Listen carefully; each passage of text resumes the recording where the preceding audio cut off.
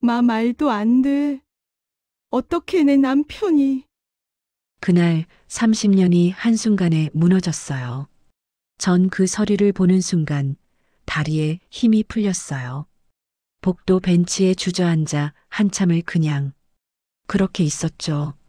사람들이 지나가는 것도 누가 말을 거는 것도 느껴지지 않았어요. 입양동이서 그 세 글자가 제 눈앞에서 춤을 췄어요. 이게 뭐죠? 30년을 함께 산 남편. 아니, 제가 남편이라고 믿었던 그 사람. 그 사람이 친아들이 아니었다는 거예요. 시어머니는 알고 있었어요. 처음부터 끝까지. 전 바보였죠. 30년 동안 한 번도 의심하지 않았으니까요. 어떻게 이렇게 됐을까요? 8개월 전으로 돌아가 볼까요? 아, 잠깐. 이 이야기가 궁금하시다면 좋아요 버튼 한 번만 눌러주세요. 여러분께 꼭 들려드리고 싶은 이야기예요. 제가 겪은 일, 그리고 제가 어떻게 다시 일어섰는지 끝까지 함께 해주시면 감사하겠습니다. 1997년 봄, 전 27이었어요. 중매로 만난 민수 씨는 착해 보였어요. 말수는 적었지만 성실했고, 뭐랄까, 순박한 느낌이었죠. 시어머니 되시는 분도 처음엔 괜찮았어요. 예비 며느리한테 따뜻하게 대해주시고 결혼 준비도 도와주셨거든요. 순우가 우리 민수 잘 부탁한다. 시어머니가 제 손을 꼭 잡으며 말씀하셨어요. 그때 그분 눈에 눈물이 맺힌 걸 봤어요. 전 그게 아들을 시집 보내는 어머니의 눈물인 줄 알았죠. 결혼 후 저희는 시어머니와 함께 살았어요. 강동구에 있는 24평 아파트였죠. 작은 평수였지만 셋이 살기엔 충분했어요. 신혼 초엔 좋았어요. 정말로요. 시어머니는 아침마다 저희 방문을 노크하셨어요. 순우가 일어났니? 어머니가 미역국 끓였다. 어머니, 제가 할게요. 아이고, 신부가 무슨. 어서 씻고 나와라. 민수 씨는 회사 다니느라 바빴고 전 집안일을 배우며 시어머니와 시간을 보냈어요. 장 보러 갈 때도 반찬 만들 때도 항상 함께였죠. 여러분, 전 그때 몰랐어요. 그게 감시의 시작이었다는 걸. 결혼 6개월쯤 됐을 때였어요. 시어머니의 태도가 조금씩 변하기 시작했죠. 순우가 오늘 청소 제대로 했니? 네, 어머니. 구석구석 다 했어요. 그래. 그럼 화장실 거울은? 아, 그건 제가 제대로 하는 게 하나도 없네.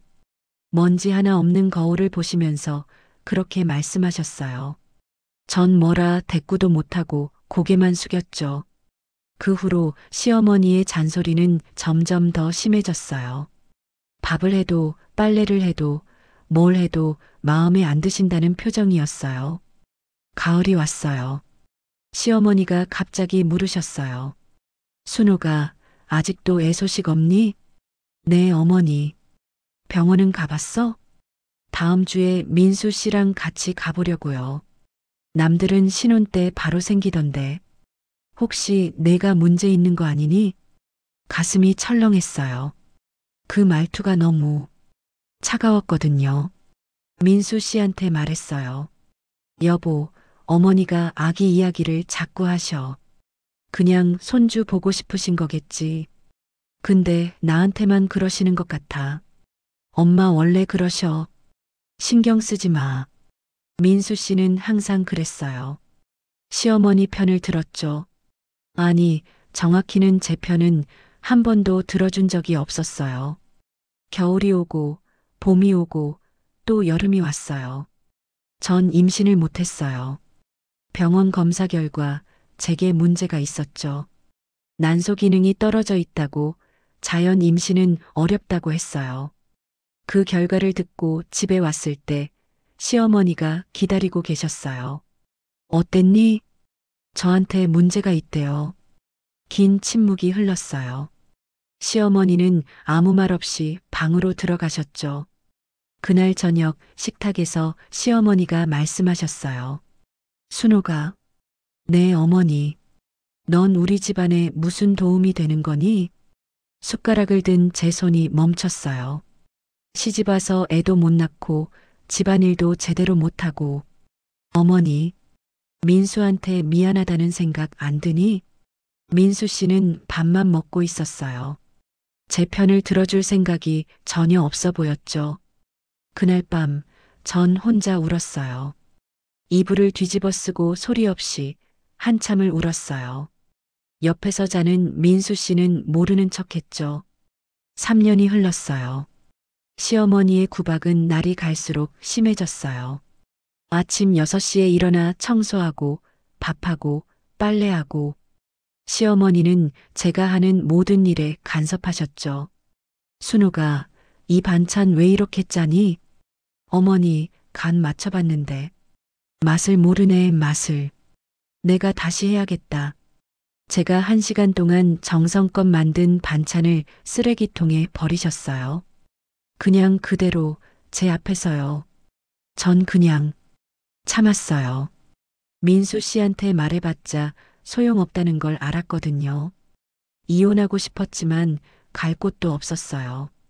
친정은 가난했고 부모님은 시집가면 참고 살아야 한다고만 하셨죠. 2001년 여름 사건이 일어났어요. 시어머니가 쓰러지셨어요. 뇌출혈이었죠. 급하게 119를 불러 병원으로 갔어요. 다행히 큰 수술 없이 입원 치료로 괜찮아지셨지만 1달 동안 병원 신세를 져야 했어요. 전 매일 병원에 갔어요.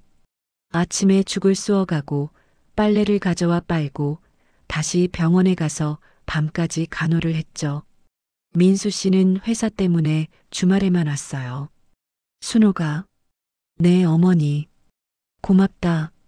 시어머니가 처음으로 그런 말씀을 하셨어요. 전 깜짝 놀라서 어머니 얼굴을 봤죠. 그분 눈에 눈물이 맺혀 있었어요. 그때 생각했어요. 어쩌면 이제 좀 나아지려나. 하지만 퇴원 후 2주가 지나자 시어머니는 다시 원래대로 돌아오셨어요. 아니, 더 심해지셨죠. 순우가 병원비가 얼만지 아니? 내가 제대로 챙겼으면 내가 쓰러지지도 않았어. 말문이 막혔어요. 1달 동안 밤샘 간호하며 지친 제 몸은 휴지처럼 구겨져 있었는데 돌아온 건 그런 말이었죠. 2005년 민수 씨가 사업을 시작했어요. 작은 식자재 유통 사업이었어요. 시어머니가 전세금을 빼서 목돈을 만들어 주셨죠. 민수야, 이건 우리 집안의 미래야. 고맙습니다, 어머니. 순옥이 너 민수 사업 잘 되게 뒷바라지 똑바로 해. 네, 어머니. 저한테는 한 푼도 안 주시면서 민수 씨한테는 5천만 원을 주셨어요. 그것도 제 앞에서요. 민수 씨는 새벽 5시에 일어나 일을 나갔고 밤 11시에 들어왔어요. 전 그 시간에 맞춰 밥을 해야 했죠. 시어머니는 항상 확인하셨어요. 민수 밥은 차렸니? 네, 어머니. 국은? 끓여놨어요. 반찬은 신선한 거로 했겠지? 네. 숨이 막혔어요. 매일매일이 감시였고 확인이었고 비난이었어요. 3년 후 민수 씨 사업이 잘 됐어요. 직원도 3명 뽑고 거래처도 늘어났죠. 시어머니는 기뻐하셨어요. 역시 우리 민수야. 어머니 덕분이에요. 그래, 엄마 아들이 최고지. 전 그 자리에 없는 사람처럼 느껴졌어요. 민수 씨 사업 뒷바라지하느라 집안일을 2배로 했는데 누구도 고맙다는 말 한마디 안 했거든요. 그해 가을 민수 씨가 이사 이야기를 꺼냈어요. 어머니, 평수 좀 넓은 데로 이사 갈까 해요. 그래, 좋지. 순옥이 너도 괜찮지? 전 그냥 고개만 끄덕였어요. 뭐라 말해봤자 소용없다는 걸 알았으니까요. 새 아파트는 같은 단지 내 34평이었어요. 방이 하나 더 늘었고 거실도 넓어졌죠. 시어머니 방도 따로 생겼어요. 순호가 이사하면 청소 깨끗이 해야 한다. 네, 어머니. 새 아파트인데 더러워지면 안 되잖니. 네. 이사 후에도 일상은 똑같았어요. 아니, 평수가 넓어진 만큼 청소할 곳만 늘었죠. 2010년 시어머니가 또 쓰러지셨어요. 이번엔 당뇨 합병증이었어요. 발에 염증이 생겨서 입원하셨는데 의사 선생님이 심각하다고 했어요. 보호자분이세요? 네, 며느리입니다. 어머님 혈당 관리가 전혀 안 되고 있어요. 집에서 식단 조절을 안 하신 것 같은데. 아니에요. 전 매일 당뇨식으로. 그래도 이렇게 나빠질 수가 없는데요. 나중에 알았어요. 시어머니가 몰래 편의점에서 과자랑 빵을 사드셨다는 걸. 그런데 병원에선 저한테 뭐라고 했냐면요. 순호가 내가 제대로 챙겼으면 내가 이렇게 되겠니? 어머니, 전 분명히. 변명하지 마. 내 탓이야. 민수 씨도 거들었어요. 순호가 좀 더 신경 쓰지 그랬어. 당신도 알잖아요. 내가 얼마나. 엄마가 편찮으신데 말대꾸야. 그날 밤 병실 보호자 침대에 누워 천장을 봤어요. 눈물이 흘러내렸지만 닦지 않았어요. 그냥 그대로 뒀죠. 이렇게 살아야 하나. 대체 언제까지? 시어머니는 한 달 만에 퇴원하셨어요. 집에 오시자마자 다시 시작됐죠. 순호가 내 약은 챙겼니? 네, 어머니. 식후 30분에 드셔야 해요. 알아. 잔소리 말고. 하지만 의사 선생님이 내가 내 몸도 모르겠니? 닥쳐. 그 단어를 들었을 때 뭔가 끊어지는 소리가 났어요. 제 안에서요. 15년이었어요. 결혼한 지 15년 동안 전 한 번도 제대로 된 며느리 대접을 받아본 적이 없었어요. 아니, 사람 대접을요. 2024년 3월 시어머니가 세 번째로 쓰러지셨어요.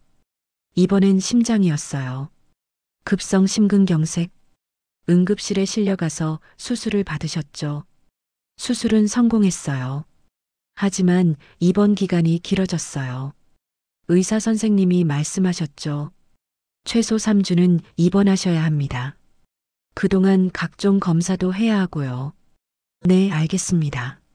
보호자분, 혹시 환자분 과거 병력 아시나요? 당뇨하고 고혈압 있으시고, 그것 말고 수술 이력이나 입원 기록 같은 거요. 잘 모르겠는데요. 오래된 기록이 필요할 수도 있어요. 혹시 집에 오래된 진료 기록이나 서류 같은 거 있으면 가져와 주세요. 집에 돌아와 시어머니 방을 뒤졌어요. 옷장이 서랍장에 오래된 서류들이 가득했어요. 병원 진료 기록, 약 처방전, 각종 영수증들. 그 속에서 낡은 갈색 봉투를 발견했어요. 봉투를 열었어요. 안에는 서류 몇 장이 들어 있었죠. 입양 동의서. 뭐지? 1996년 12월 작성된 서류였어요.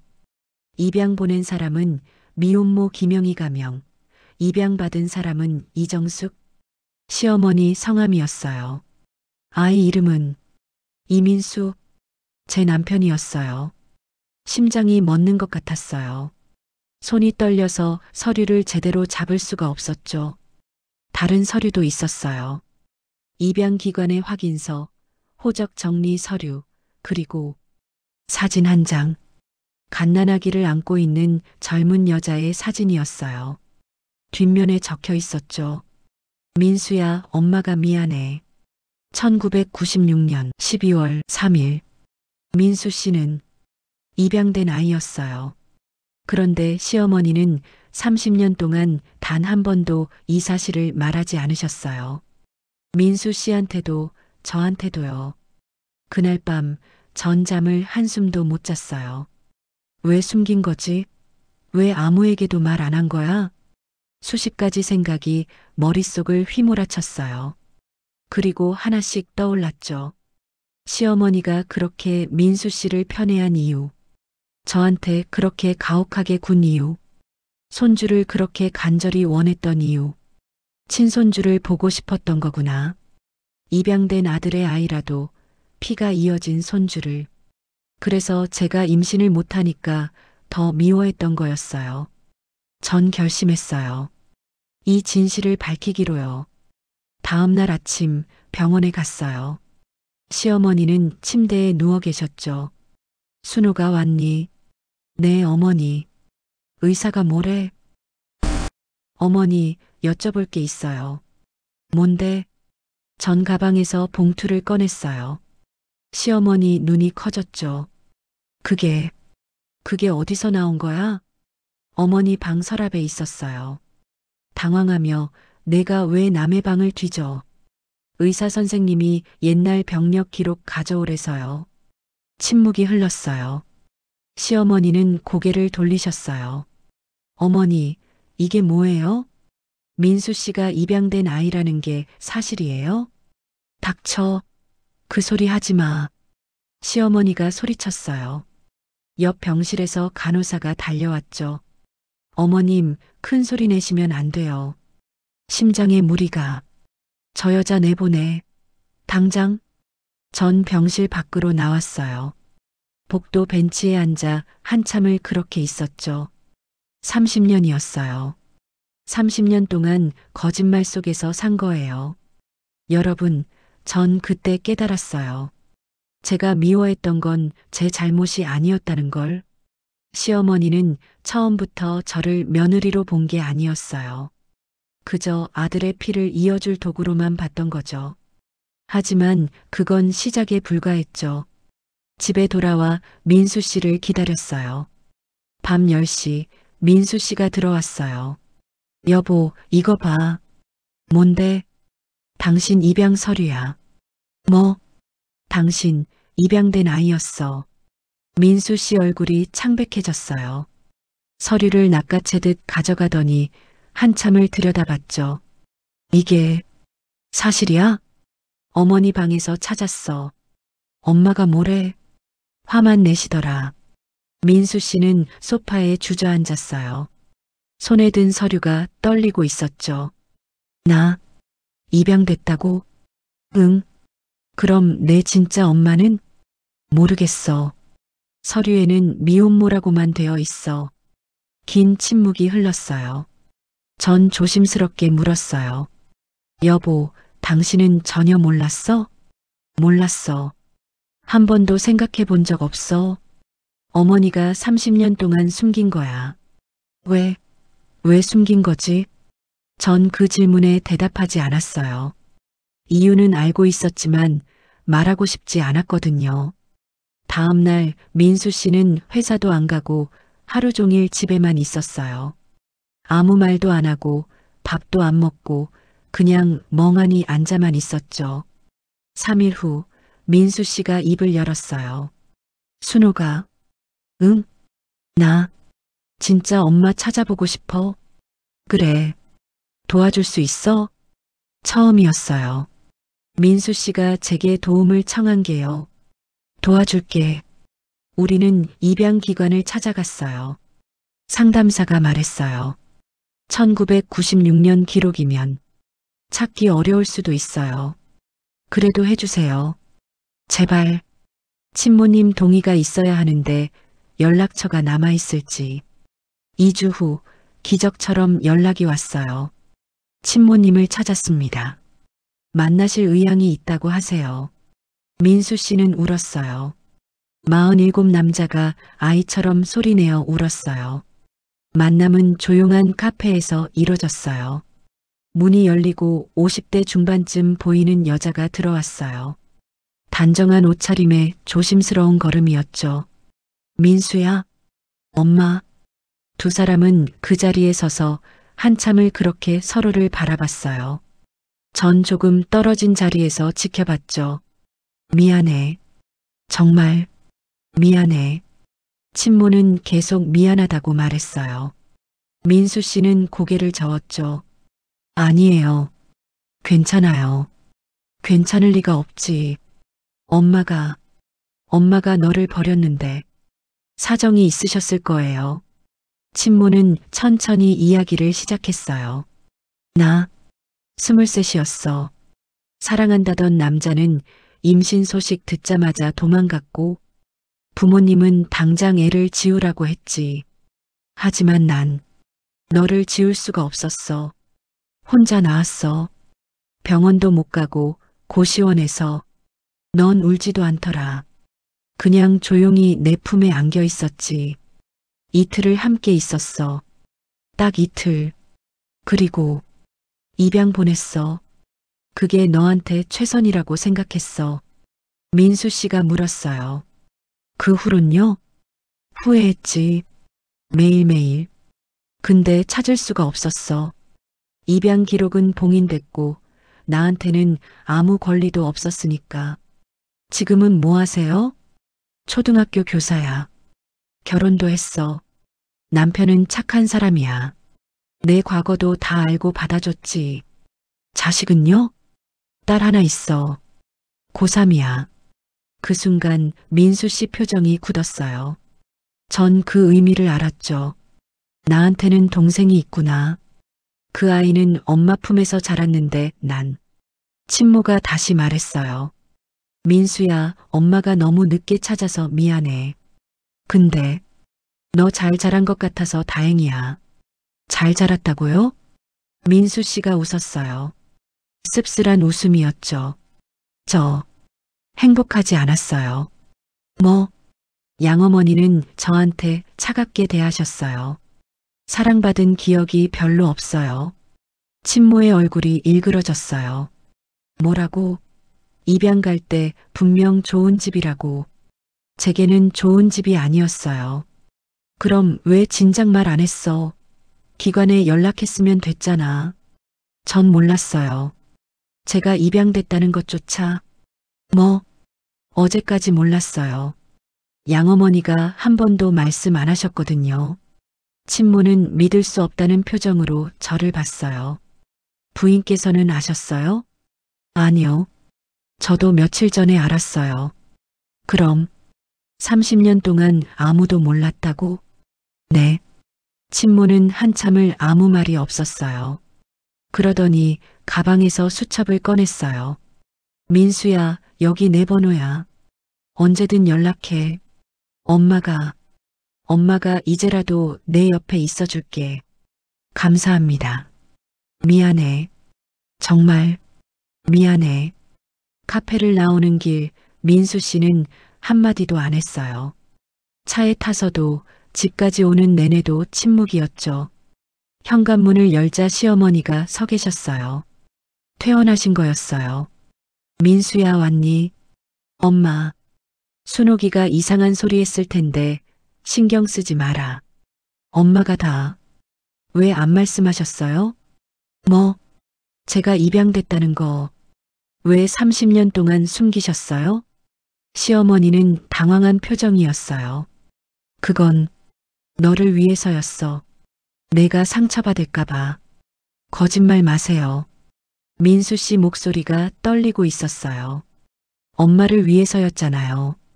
친아들처럼 키우고 싶으셨던 거잖아요. 민수야, 그게 아니라. 그럼 뭔데요? 제게 진실을 알 권리도 없었어요? 시어머니는 입술을 떨었어요. 난 그저 널 사랑했어. 사랑이요? 그게 사랑이었어요? 저를 소유물처럼 대하고 비밀 속에 가둬놓는 게요? 순옥이한테는 왜 그렇게 하셨어요? 애를 못 낳는다고 괴롭히고 매일 구박하고. 시어머니가 저를 쏘아봤어요. 그건 저 여자가 며느리 구실을 못해서. 엄마. 민수 씨가 소리쳤어요. 처음이었어요. 민수 씨가 시어머니한테 소리 지른 게요. 순옥이는 잘못한 게 없어요. 15년 동안 묵묵히 참고 엄마 시중 들었어요. 근데 엄마는 한 번도 고맙다고 안 하셨잖아요. 그건 엄마가 원했던 건 손주였죠? 내 피를 이은 손주.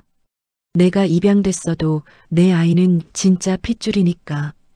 그래서 순옥이가 임신 못하니까 그렇게 미워한 거잖아요. 시어머니는 아무 말도 못했어요. 민수 씨가 말했어요. 엄마, 전 이제 진실을 알았어요. 그리고 엄마가 저한테 한 게 사랑이 아니었다는 것도요. 민수야, 당분간 거리를 두고 싶어요. 그날 밤 시어머니는 짐을 싸서 나가셨어요. 아무 말씀 없이 그냥 조용히 나가셨죠. 문이 닫히는 소리가 유난히 크게 들렸어요. 시어머니가 나간 후 집은 이상하게 조용했어요. 30년 만에 처음 느껴보는 고요함이었죠. 무서울 만큼 조용했어요. 민수 씨는 일주일 동안 회사도 쉬었어요. 둘이서 집에만 있었죠. 처음으로 긴 대화를 나눴어요. 순호가, 응, 미안해. 뭐가? 엄마 편만 들어서 너한테 힘들게 해서 전 아무 말도 못했어요. 그 말을 듣고 싶었던 게 15년이었는데 막상 들으니 눈물만 나왔어요. 나도 미안해. 애를 못 낳아서 그건 내 잘못이 아니야. 그래도 순호가 우리 다시 시작할 수 있을까? 전 민수 씨를 봤어요. 그 눈에는 진심이 담겨 있었어요. 해보자. 2주 후 우리는 상담을 받기 시작했어요. 부부 상담이었어요. 상담사 선생님은 차분한 분이었죠. 두 분이 겪은 트라우마는 깊어요. 시간이 필요합니다. 얼마나요? 사람마다 달라요. 중요한 건 서로에게 솔직해지는 거예요. 민수 씨는 자기 감정을 표현하는 법을 배웠어요. 전 제 감정을 억누르지 않는 법을 배웠죠. 순옥 씨, 힘들 때 참지만 말고 말하세요. 근데 그럼 싸우게 돼요. 싸우는 게 나빠요. 안 싸우고 속으로 썩는 게 더 나쁘죠.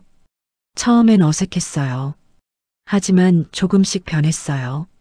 여보, 오늘 설거지 좀 해줄 수 있어? 응, 알았어. 고마워. 별 말씀을. 이렇게 간단한 대화가 우리한테는 혁명이었어요. 3개월 후 민수 씨가 제안했어요. 순호가 여행 갈까? 여행? 응. 우리 신혼여행도 제대로 못 갔잖아. 그러네. 제주도 어때? 한 달 정도. 한 달이나? 회사는 직원들한테 맡기고 우리 시간 좀 가지자. 전 고개를 끄덕였어요. 5월 우리는 제주도로 갔어요. 조용한 게스트하우스를 잡았어요. 바다가 보이는 곳이었죠. 아침에 일어나면 파도 소리가 들렸어요. 창문을 열면 짠 바람이 얼굴을 스쳤어요. 상쾌하다. 그치? 우리는 매일 산책했어요. 해변을 걸으며 이런저런 이야기를 나눴죠.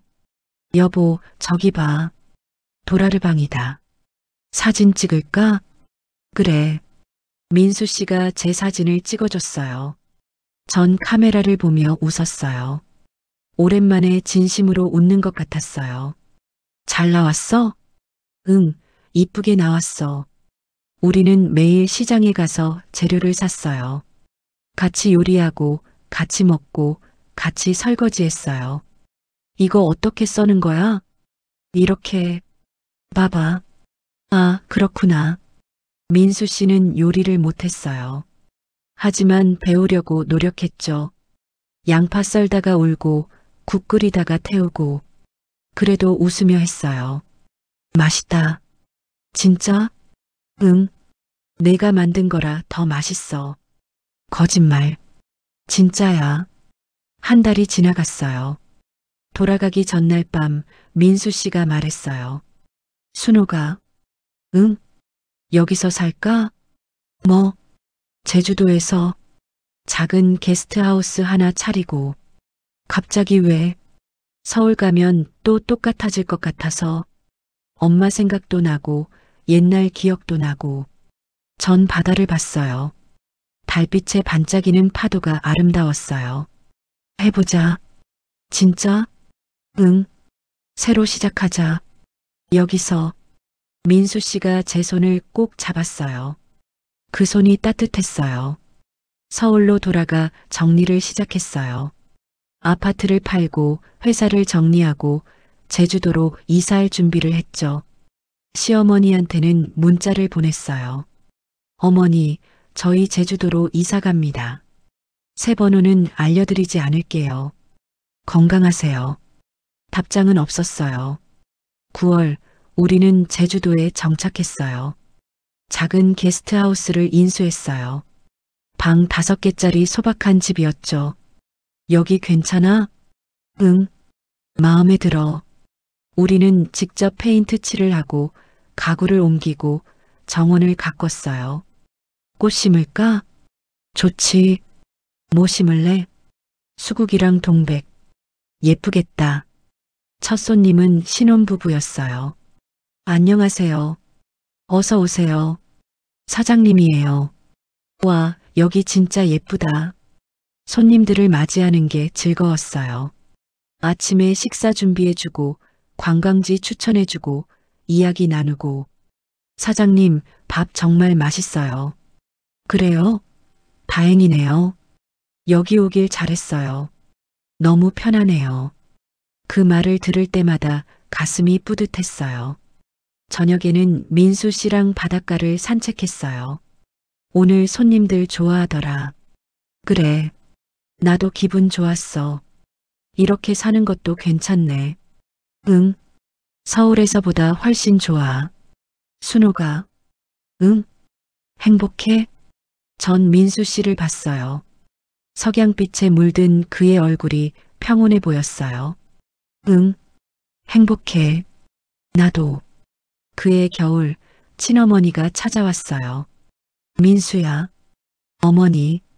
여기서 이렇게 사는구나. 네. 마음에 들어요. 친어머니는 게스트하우스를 둘러봤어요. 예쁘다. 너희가 직접 꾸민 거야? 네. 잘했다. 정말 잘했어. 민수야, 양어머니는? 연락 안 해요. 그래. 친어머니는 더 묻지 않았어요. 대신 이렇게 말했어요.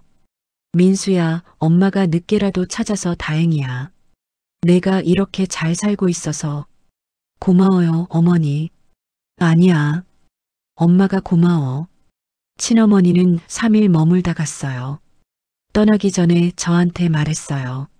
순옥 씨, 우리 민수 잘 부탁해요. 네, 어머니. 행복하세요. 두 분 다. 감사합니다. 1년이 흘렀어요. 지금 전 게스트하우스 정원에 앉아 있어요. 수국이 활짝 피었어요. 민수 씨가 심은 동백나무도 꽃망울을 맺었죠. 순호가 차 가져왔어. 고마워. 민수 씨가 따뜻한 차를 건네줬어요. 우리는 나란히 앉아 바다를 봤어요. 여보, 응? 우리 잘하고 있는 거지? 당연하지. 왜? 그냥 가끔 신기해서. 뭐가? 이렇게 평온할 수 있다는 게. 민수 씨가 제 손을 잡았어요. 나도 그래. 서울에 있을 때는 상상도 못했어. 전 고개를 끄덕였어요. 돌이켜보면 긴 시간이었어요. 15년을 참고 살았고, 진실을 마주했고, 용기를 냈죠. 쉽지 않았어요. 지금도 가끔 서울 생각이 나요. 시어머니 생각도 나고요. 하지만 더 이상 그 기억에 갇혀있지 않아요. 여러분, 전 이제 알아요. 거짓 속에서 사는 것보다 고통스러워도 진실을 마주하는 게 낫다는 거요. 남의 기대에 맞춰 사는 것보다 내가 원하는 삶을 사는 게 중요하다는 거요. 물론 쉽지 않죠. 30년을 참았던 제가 변하는데도 시간이 걸렸어요. 하지만 당신도 할 수 있어요. 용기만 있다면요. 손님 한 분이 어제 물었어요. 사장님, 여기 오기 전엔 뭐 하셨어요? 서울에서 살았어요. 평범한 주부였죠. 그럼 왜 여기로 오셨어요? 전 잠시 생각했어요. 그리고 대답했죠. 새로 태어나고 싶어서요. 새로 태어나다니요? 네. 진짜 제 삶을요. 손님은 고개를 끄덕였어요. 그 눈빛에 공감이 담겨 있었죠. 지금 이 순간이 완벽하진 않아요. 가끔 손님이 없어서 걱정될 때도 있고 태풍이 와서 무서울 때도 있어요. 하지만 저는 자유로워요. 누군가의 며느리가 아니라 순옥이로 살고 있어요. 누군가의 기대를 채우는 게 아니라 제가 원하는 일을 하고 있죠. 민수 씨도 변했어요. 더 많이 웃고, 더 많이 이야기하고, 더 자주 고맙다고 말해요. 순옥아, 너 만나서 참 다행이야. 나도. 앞으로도 잘 부탁해. 응. 같이 잘 살아보자. 어젯밤 꿈을 꿨어요. 시어머니가 나오는 꿈이었어요. 그분은 혼자 텅 빈 아파트에 앉아 계셨죠. 주름진 손으로 낡은 사진을 쓰다듬고 계셨어요. 미안하다, 순옥아. 꿈속에서 시어머니가 말했어요. 전 대답하지 않았어요. 그냥 조용히 돌아섰죠. 깨어나서 민수 씨한테 말했어요. 여보, 어머니 꿈 꿨어. 그래. 언젠가는 용서할 수 있을 것 같아. 진짜? 응. 지금은 아니지만 언젠가는. 민수 씨가 제 어깨를 감싸 안았어요. 천천히 하자. 우리 시간은 많아. 응. 해가 지고 있어요. 제주 바다에 지는 석양은 정말 아름다워요. 주황빛이 온 세상을 물들이죠. 전 이제 순옥이로 살아요. 누군가의 며느리도 누군가의 도구도 아닌 그냥 저로요. 그게 얼마나 소중한지 이제야 알았어요. 진실은 때로 고통스러워요. 하지만 그 고통을 지나면 진짜 자유가 와요. 저는 그 자유를 선택했어요. 당신도 선택할 수 있어요. 거짓된 평화보다 고통스러워도 진실된 삶을요. 지금 이 순간 바람이 불어와요. 짠 바다 냄새가 나죠. 민수 씨가 옆에서 차를 마시고 있어요. 이게 제 삶이에요. 67년을 살아오면서 이제야 찾은 제 삶이에요. 늦었다고 생각하지 마세요. 시작하기에 늦은 나이는 없어요. 저는 오늘도 순옥이로 살아갑니다.